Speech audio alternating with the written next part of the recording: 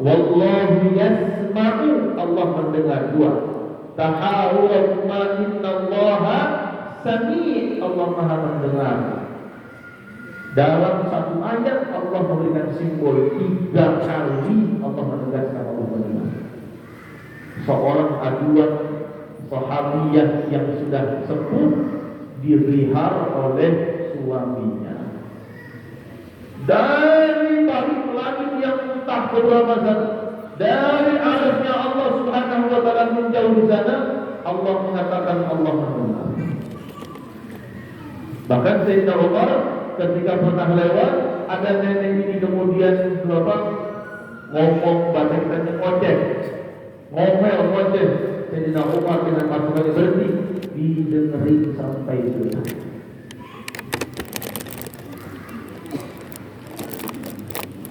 Jadi fungsi mendengar ini hari itu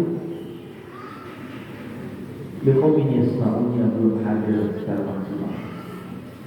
Baik ibu mendengarkan anak, celotehan mereka, curhatan mereka, akhirnya milik AI tempat curhat.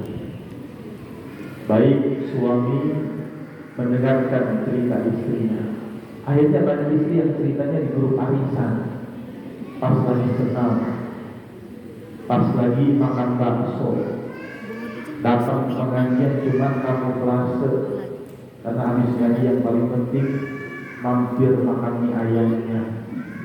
Disitulah cerita semua tersampaikan. Kenapa kemudian yang kaum suami juga cerita di kantornya? Kenapa? Karena di rumahnya tidak ada yang mau mendengar, tidak ada yang mau membuka telinganya dengan lebar. Lil alimin, fadilah akan hadir kalau orang-orang itu sama-sama mau belajar, mau berilmu. Rumah tangga itu full dengan ilmu. Litastu ilaiha sabila, dikaitkan 4 ayat serangkai itu dengan lil alimin, orang-orang yang mau berilmu, mau sama-sama belajar. Dan kalau belajar wajar atau kalau salah? Wajar tak kalau lagi belajar sama-sama diingatkan?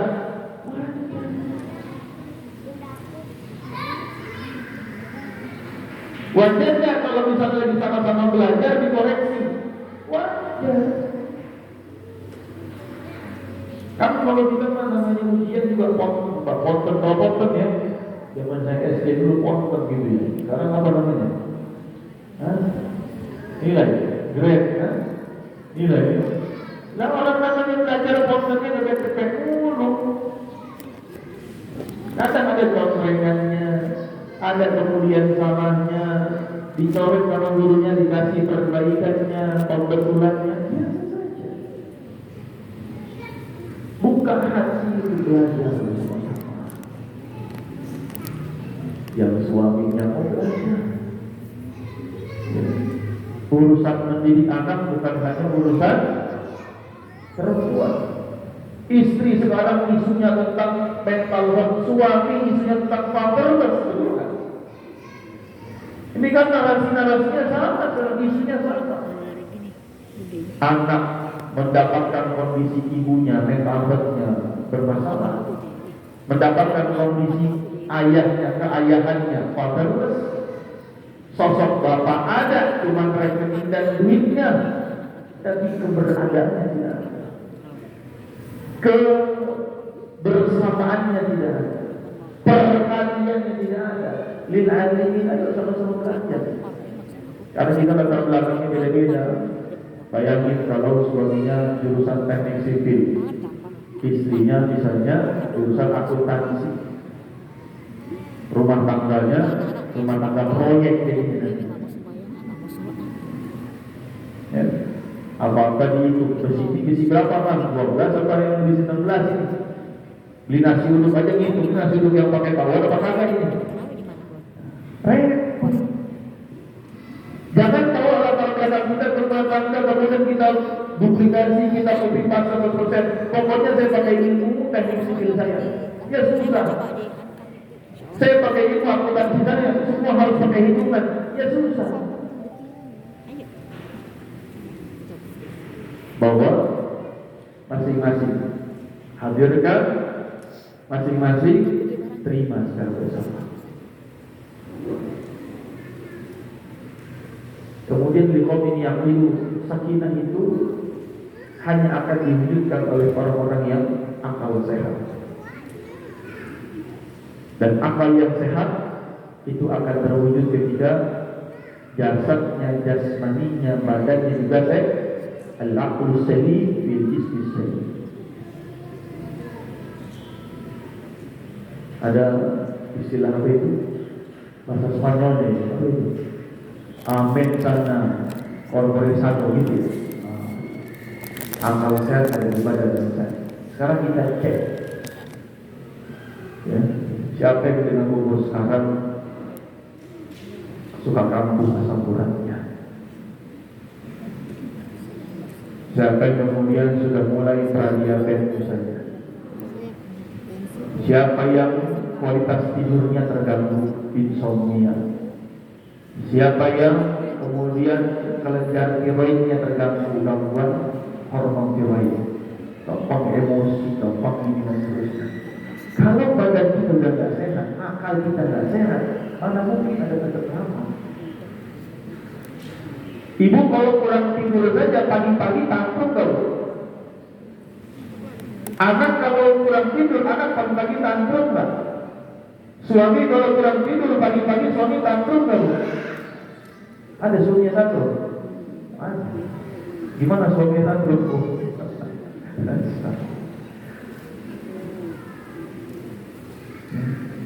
Kalau lapar kira-kira tantrum nggak? Saya punya anak masih tumbuh karena umur 3 tahun. Saya udah hafal. Ini anak kalau ngamuk tandanya lapar. Dan kalau udah dikasih makan, hantam dah. Oh, ternyata fisik yang terganggu, kemudian metabolik yang terganggu, dan seterusnya bisa bikin ketika dia tidak tenang hatinya, bukan gulana, nyenggol dikit, gitu kan? Ngamuk, tantrum. Dapat ilmunya. Oh, akalnya sedang tidak bisa berjalan sehat. Maka sakinah kita harus definisikan secara terukur, terstruktur. Bukan hanya tentang sakinah. Ini yang pertama. Yang kedua, kita meriset ulang tentang makna rezeki.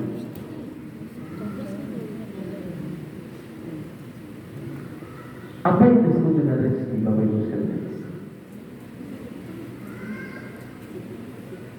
Anak rezeki bukan? Doanya Nabiullah Ibrahim apa?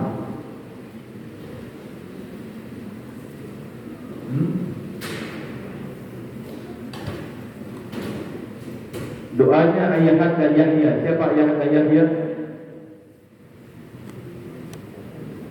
Siapa? Hah? Ini jadi doa saja deh. Siapa ayahnya Nabi Yahya? Zakaria. Aduh, bisa kalau dari luar nyebut nama. Doanya apa? Mereka doanya pakai kalimat hibah. Rabbana hablana, Rabbi habli minas salihin, hablana min ladunka dzurriyyatan thayyibah.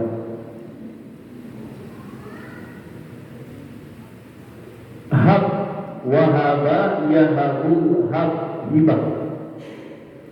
Apa artinya hibah? Pemberian. Berarti anak rezeki bukan? Tapi kenapa doanya bukan Allahumma rzuq? Rabbana hab lana min azwajina wa dhurriyyatina qurrata a'yun alladzina yaquluna rabbana hab lana min azwajina wa dhurriyyatina qurrata a'yun. Al-Qur'an 67. Hab lana, karuniakan, berikan, hibahkan, kasih. Hidayah rezeki bukan? Rezeki bukan? Yahdillahu linurihi man yasha. Innaka la tahdi man ahbabta walakinna Allah yahdi man yasha. Man syaa falyu'min wa man syaa falyakfur. Hidayah itu bahasa Al-Qur'an gampangnya terserah. Mau ayo enggak apa-apa.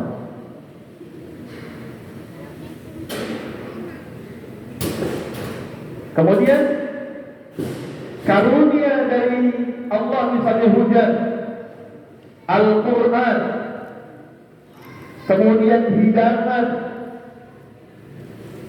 air hujan rezeki bukan? Hidangan makanan kisah Nabi Isa rezeki bukan?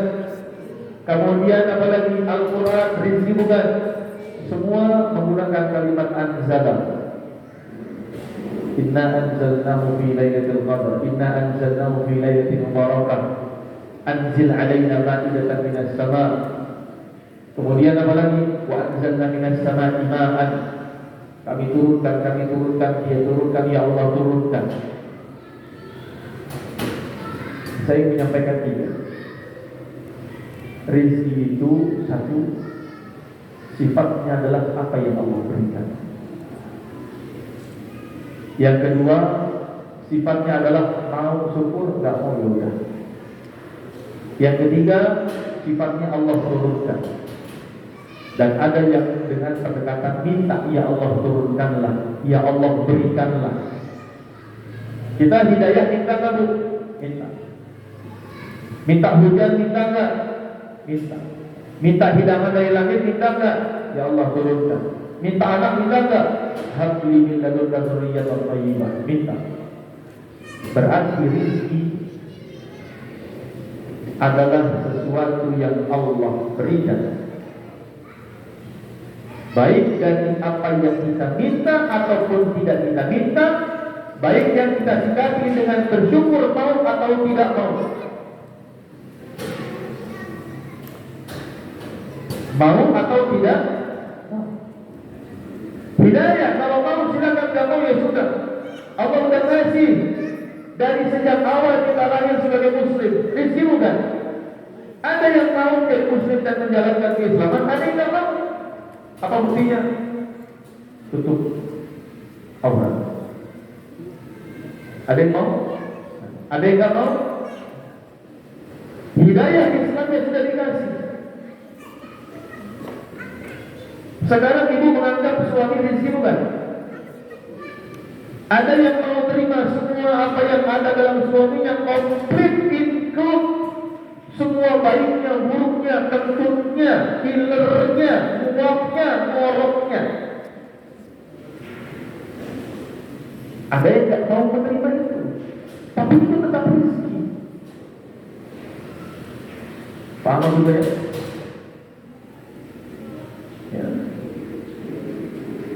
Dikasih Islam itu sebagai rezeki. Yahdillahu linurihi man yasha. Kita minta ihdinas siratal mustaqim. Ya Allah, teguhkan kami dalam jalan keislaman ini. Tapi ada orang yang menerima keislamannya sehingga dia terima semua muanya syariatnya. Udkhulu fis silmi kafah. Tapi ada orang yang menerima Islam hanya sebagian, tapi Islamnya tetap pemberian dan rezeki dari Allah. Ada yang mau menerima suaminya include semua yang ada pada suaminya, itu tetap rezeki Allah. Dan ada yang mau menerima suaminya hanya yang baik-baik saja. Masa lalunya saya tidak mau Ustaz. Kekurangan dia saya tidak mau Ustaz. Hidupnya saya tidak mau terima Ustaz. Tapi ketahuilah dia tetap rezeki dari Allah. Kita lihat anak, Bu, anak kita itu rezeki kan? Siap tidak menerima anak komplit semuanya? Kalaupun ibu ada hal yang tidak suka pada anak, dia tetap rezeki dari Allah. Baik kita pernah minta ataupun kita tidak pernah minta. Emang bisa punya anak tanpa pernah kita minta? Hah? Ada. Kan nggak ada yang anaknya lahir pakai belut pakai infrared kan? Tapi ketika dia lahir, pernah nggak kita minta secara langsung? Bisa jadi kan? Sampai ada bahasa apa? Kebobolan Ustaz. Saya nggak menurut tiba-tiba telat. Tapi ada orang yang minta sekian tahun dia punya anak, tak dikasih juga ada. Makanya segala pemberian Allah, baik yang kita minta atau tidak kita minta, baik setelah diberikan kita mau atau tidak mau, apapun usia kita, dikasih rezeki wa ajali wa syaqi wa sa'id, nasib hidup kita, catatan takdir kita, semua bentuk fisik kita nggak pernah minta, ini rezeki semua. Maka tanamkan rezeki itu dengan mindset seperti tadi. Yang muncul pada akhirnya apa? Kesyukuran. Ya, kesyukur. Dapat rezekinya kita persempit menjadi uang, baik silahkan. Tapi jangan jadikan satu-satu. Jangan hanya tentang gaji bulanan, jangan hanya tentang pendapatan, jangan hanya tentang hasil usaha, jangan hanya tentang kemudian apa? Tunjangan. Jangan hanya karena misalnya apa? Apa itu kalau RUPS? Apa pengumpulkan tahun apa namanya? Dividen. Bukan hanya itu. Baik kita masukkan itu kita batasi, oke, tidak ada masalah. Tapi suka tidak suka, kita minta atau tidak kita minta, Allah sudah beri. Jadi itu sebagai ini. Mau banyak, mau sedikit, mau bentuknya tidak sesuai, mau sesuai, jumlahnya sesuai, tidak sesuai. Waktu dapatnya nggak sesuai ekspektasi, sesuai ekspektasi. Mau tertunda, mau kemudian dimajukan, mau ada pengulangan, mau ada penambahan, mindsetnya itu adalah di sini.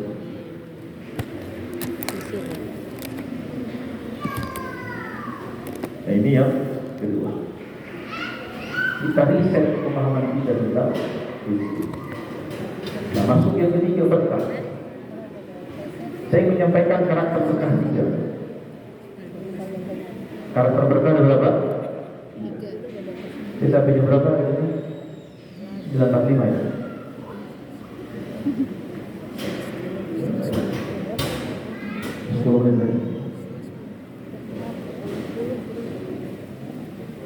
Berkah yang pertama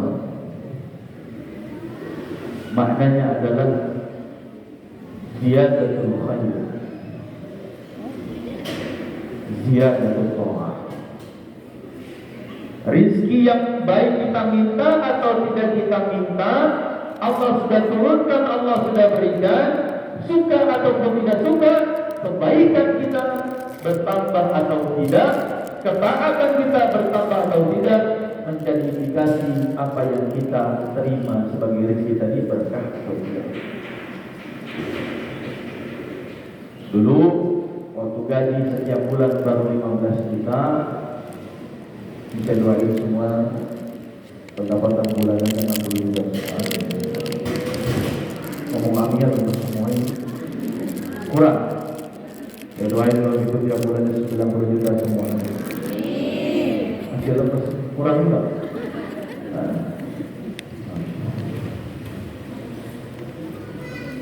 Dulu ketika misalnya pendapatan bulanannya 15 juta, infaknya setiap bulan bisa 3 juta. Subhanallah. Allah kasih rezeki lagi, suka ataupun tidak suka, baik kita minta ataupun tidak kita minta, baik kita rencanakan ataupun tidak kita rencanakan. Allah lipat gandakan lagi rezeki kita menjadi 30 juta. Berkah atau tidak tergantung kebaikannya bertambah. Ketaatannya bertambah atau tidak. Yang sebelumnya tahajudnya cuma 1 rakaat witir sebelum tidur, bertambah menjadi 3 rakaat, 2 rakaatnya adalah tahajudnya. Semakin bertambah kemudian hafalan Qurannya. Dulu hafalannya cuma 30, Sampai malaikat bosan nyatet, rokat pertama kulhu lagi ke malaikat sekali. Bikin pun sekali-kali malaikat itu kita kerjain gitu kira-kira. Ya. Sampai walakallin amin. Ya, kita bismillahirrahmanirrahim. Kul. Karena malaikat ada di hati kita. Kul kan banyak. Kul ya ahlal kitab. Ya kan? Banyak. Ada kul ya ayyuhal kafirun. Kul lil mu'minin wa kul lil mu'minat. Banyak kulnya. Semakin banyak hafalannya, semakin banyak kebaikan bertambah. Infaknya bertambah enggak? Ngasih istrinya bertambah enggak? Ngasih jajan anaknya bertambah enggak? Ngasih keteladanannya bertambah enggak? Ngasih buat orang tuanya bertambah enggak? Ada enggak yang bertambah? Ada enggak ketaatan yang bertambah? Ada enggak kebaikan yang bertambah? Karena kalau tidak bertambah, mau bilangan yang kuantitasnya bertambah, maka tidak disebut sebagai rezeki yang berkah. Banyak boleh, tapi berkah dari banyak rezeki bertambah masalah, tidak berkah. Banyak rezeki bertambah pinjaman online-nya, tidak berkah. Banyak rezeki bertambah pay letter-nya, percuma, tidak berkah. Banyak rezeki kemudian pelitnya bertambah, tidak berkah. Banyak rezeki arisannya bertambah. Di arisan itulah ibadahnya bertambah, tidak berkah.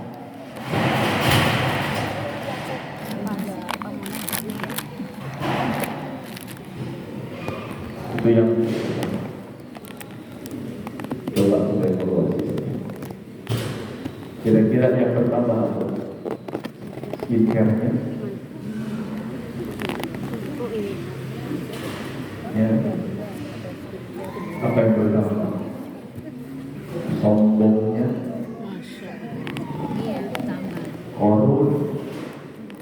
Bertambah rezeki, bertambah sombong. Bertambah rezeki, kunci-kunci berangkasnya dipamer. Wa inna mafatihahu latanu bil 'usbati ulil quwwah. Kunci-kunci berangkas Qarun dipamerkan oleh orang-orang yang paling kuat di zamannya. Dalam tafsirnya ada 7 atau 10 orang paling kuat di zamannya keliling kota membawa kunci berangkasnya Qarun. Kuncinya saja itu besar. Hanya sanggup dibawa oleh orang-orang yang kuat, dan bukan hanya satu orang. Orang zaman sekarang juga ada yang suka pamer kunci, padahal kuncinya dari styrofoam, di foto upload ke status WA. Alhamdulillah guys, baru serah terima kunci rumah,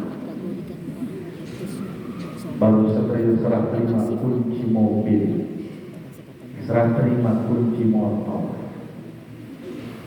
Ada yang suka pamer kunci, ada jalan di mall, dompet kunci mobilnya dimasukin, kuncinya ditawarin.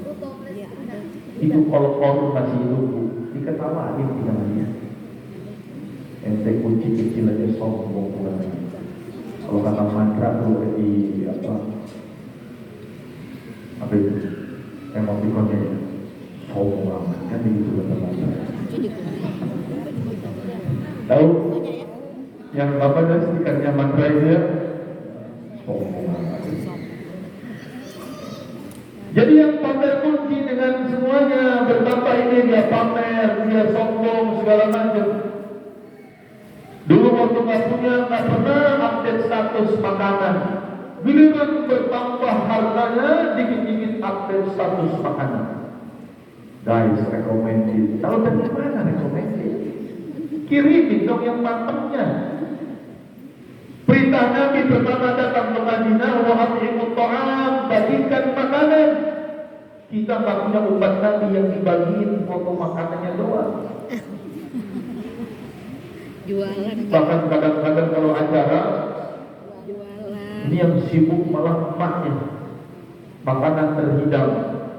Anaknya pengen nyomot, ditepak makannya sama emaknya. Mama belum foto. Habis dipoto, ambil status, share di grup PKK, share di grup keluarga. Recommended guys. Apa yang bertambah? Bertambah pamer, bertambah sombong, bertambah flexing, bertambah. Keberkahan harus menambahkan kebaikan dan ketaatan. Yang kedua, berkah itu dikaitkan dengan duduknya unta. Unta kalau duduk bahasa Arabnya barokah berhukum. Berkah asal katanya barokah. Barokah yang berhukum itu kata kerja untuk menggambarkan unta yang duduk,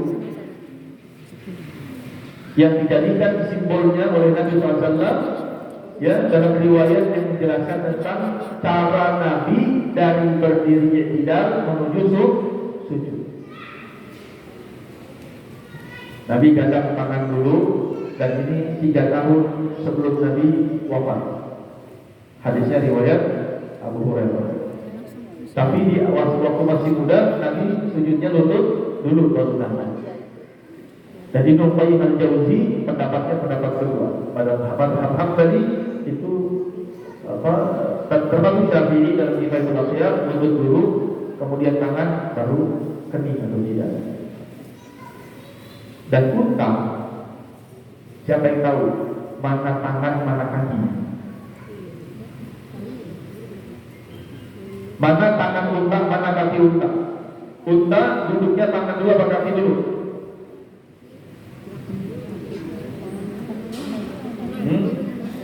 Tangan dulu. Terus tangannya yang mana? Yang depan. Hah? Siapa yang tahu tangannya unta? Ini door prize. Siapa bisa jawab? Kita dapat door prize. Hah? Ada yang tahu? Ini saya dapat informasinya. Jadi jangan kasih tahu siapa. Unta itu ketika duduk dia tangan dulu, dan ternyata tangannya bagian belakang, kakinya bagian depan.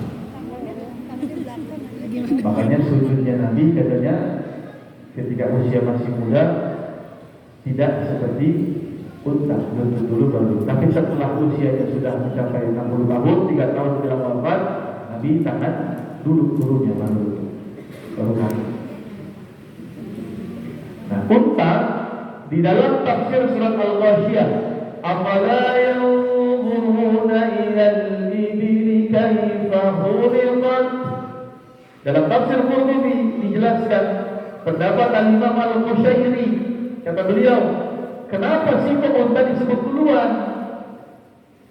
Emangnya penciptaan langit, gunung dan bumi kualitasnya lebih mudah dibandingkan menciptakan unta? Tentu tidak. Antum asyaddu khalqan anis sama banaha. Kita dengan penciptaan langit saja masih lebih rumit langit, apalagi unta sama langit. Tapi kenapa unta disebut duluan? Kata Imam Al-Qushairi, karena unta banyak kelebihan.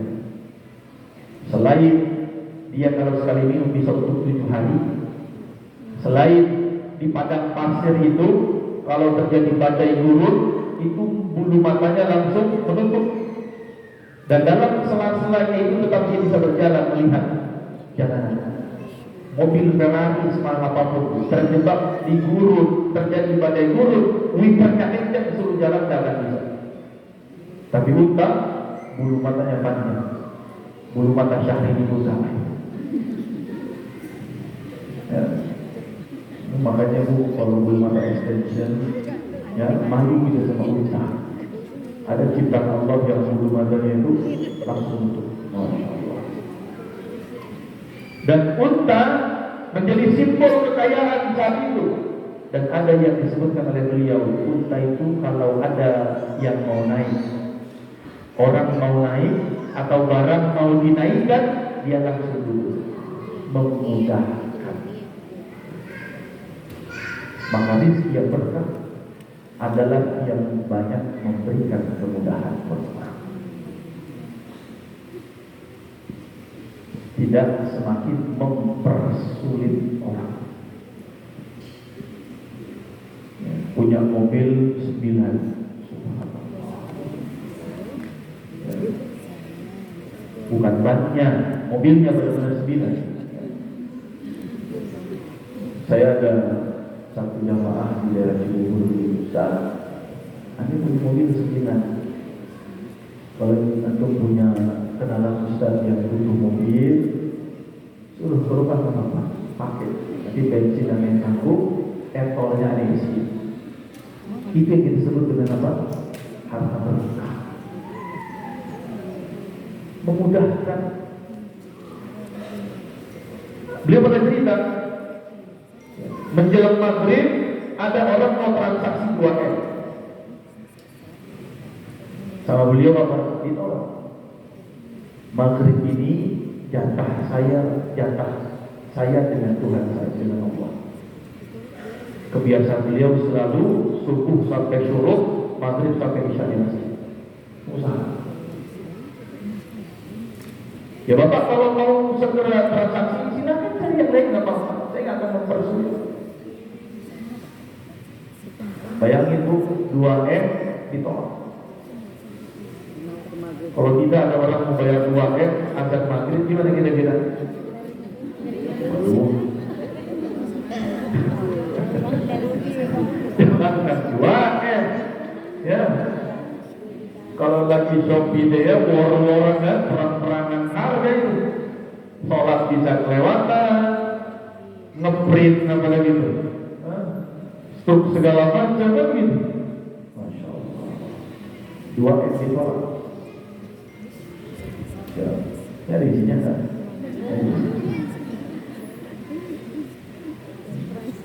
Dua M ditolak.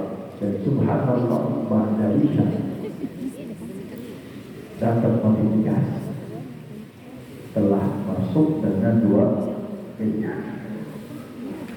Memudahkan.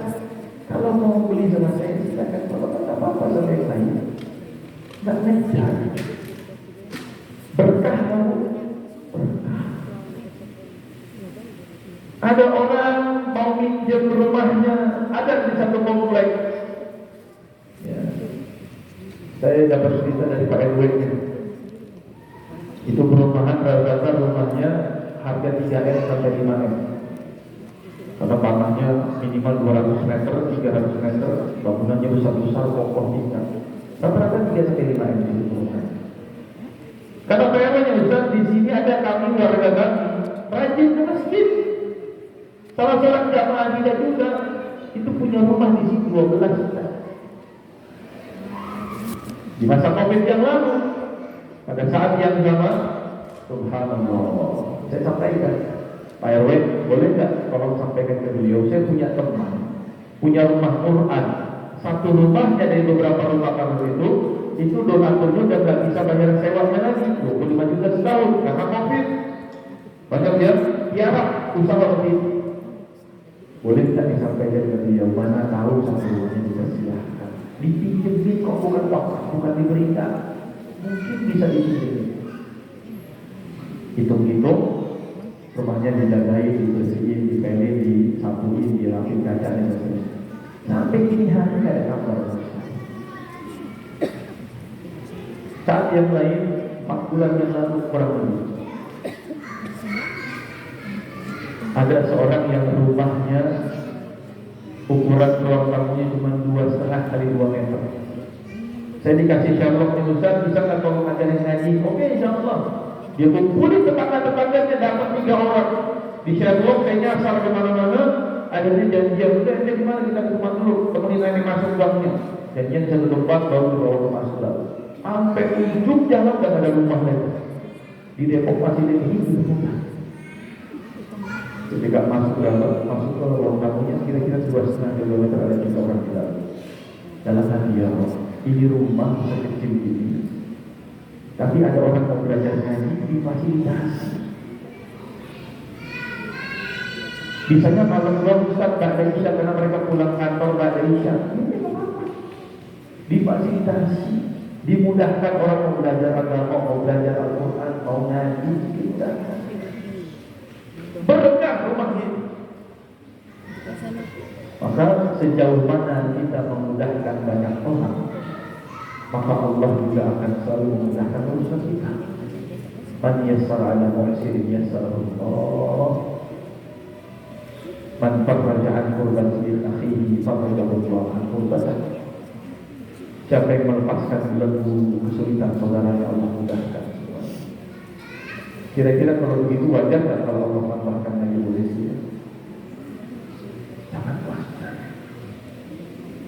Maka mudahkanlah. Yang terakhir ketiga. Ini 5 menitnya dari sekarang kan? Yang ketiga, birkah. Birkah itu apa? Kolam yang ada di gunung pasir. Orang dulu kafilah dagang perjalanan jauh. Liila fi Quraisy, orang Quraisy itu perginya dari Yaman ke Syam, musim dingin, musim panas terus. Ekspedisi niaga mereka. Dagang mereka ke utara dan ke selatan, ke Syam dan ke Yaman. Lewat jalurnya apa? Pegunungan, gunung, batu, gunung pasir, lembah dan seterusnya. Yang paling dibutuhkan oleh orang-orang saat itu hanya apa? Air. Mendapatkan air, kolam air sedikit apapun di tengah gurun pasir dalam kondisi yang kehausan, itulah yang paling dibutuhkan. Ibu, kalau sudah tidak minum 2 hari, bekal air habis, mending dikasih makan apa dikasih air? Kalau dikasih pilihan dalam kondisi puasa, mendingan buka puasa pakai makanan atau pakai minuman? Minuman tanpa makanan, makanan tanpa minuman, pilih mana? Mendingan minum. Mendingan minum. Coba aja kali dia tadi ngasih snacknya kotak snack doang dari minumnya. Ada yang nyangkut di gigi tapi bisa kumur-kumur ya kan? Keselak di tenggorokan, sempet kemudian nggak bisa lagi konsentrasi macam-macam. Nah, kolam kecil yang ada genangan airnya di tengah gurun pasir disubirkan. Dalam ilmu manajemen SDM ada istilahnya the right man on the right place at the right time. Orang yang tepat pada waktu yang tepat di tempat yang tepat. Kolam tadi disebut dengan birkah adalah yang paling tepat, yang paling bermanfaat, yang paling dibutuhkan di tempat yang tepat, di saat yang tepat. Maka rizki, berkah atau tidak, adalah ketika kita bisa menakar, menilai, mengevaluasi, menggunakan, mendaya-gunakan benar-benar saat yang tepat, pada sesuatu yang tepat, di tempat yang tepat. Saya kasih contoh. Ada guru saya, beliau kedatangan tamu tetangganya. Kiai, saya lagi butuh uang, boleh saya pinjam? Keluarga saya di rumah sakit, saya harus tebus obat, bayar biaya perawatan dan seterusnya. Tapi kalau saya pinjam pun saya nggak tahu saya harus bayar berapa. Berapa biayanya? Sebenarnya banyak ya. Berapa? Disebutlah angka 5 juta. 5 juta. Panggil istrinya, Nih, Ada uang di rumah, cash. Ada. Berapa? 5 juta. Pas 5 juta. Apa kata beliau? Nah ini berarti uang ini udah ketemu sama yang punyanya. Kalau ambilin uang, ya ambil 5 juta dikasih.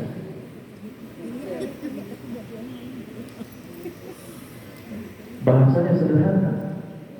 Kalau bisa bayar silahkan, bisa cicil silahkan berapapun. Nggak bisa, nggak usah dipikir. Girangnya bukan lagi.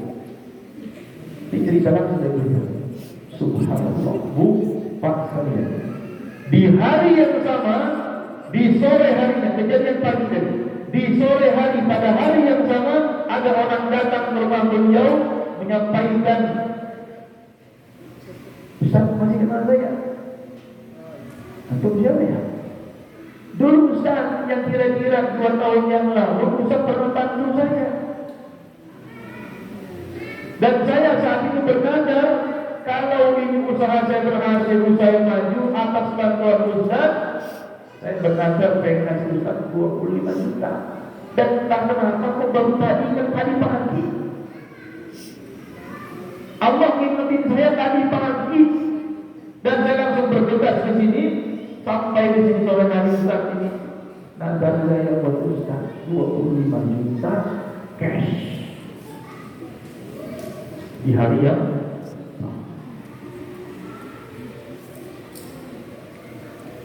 apa yang tepat waktunya, saatnya, orangnya, peruntukannya itu berkah.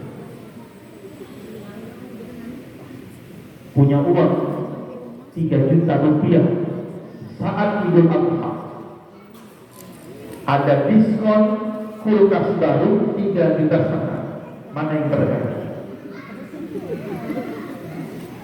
3 juta setengah yang sama hari raya Idul Adha, saat yang sama diskon besar-besaran di gudang kulkas baru 4 pintu. Kalah kontrakan dulu ini. Dia seharga kulkas 12 juta, 4 pintu, diskon di gudang 3 juta setengah. Kira-kira beli kulkas atau beli kambing? Jujur. Beli kulkas atau beli kambing tuh? Hah? Oh, jujur.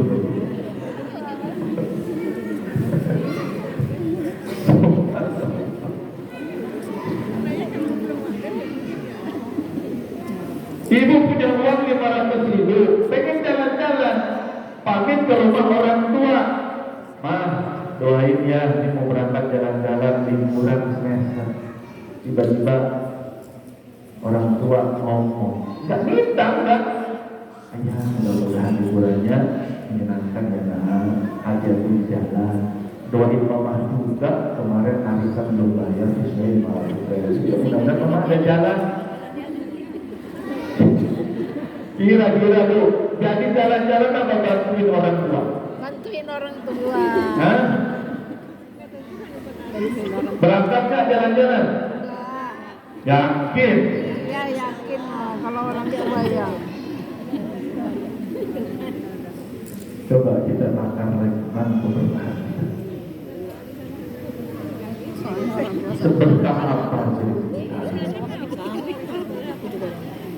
Pandai nggak kita menempatkan sesuatu sesuai dengan momentumnya, sesuai dengan ketepatannya.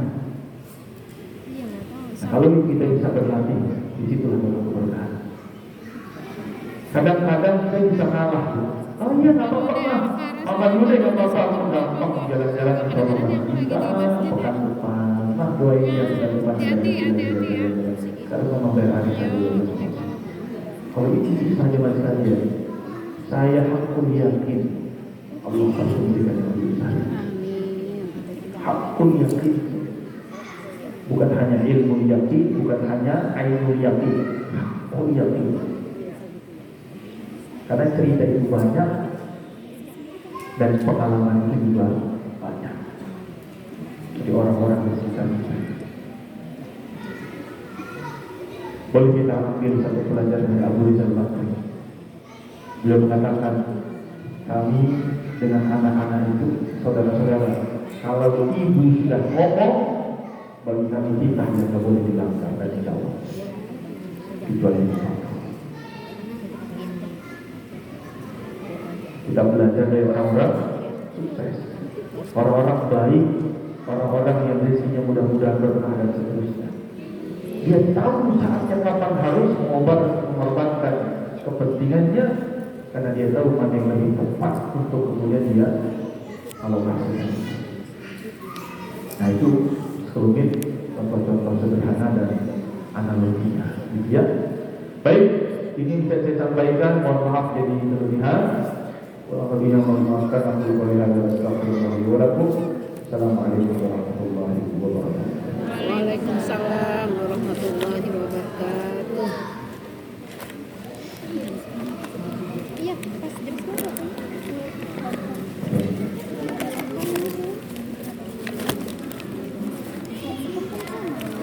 Oh, terserah aja. Ini yang nanya dapat sedotan. Bukan. Ini buat apa? Oh, buat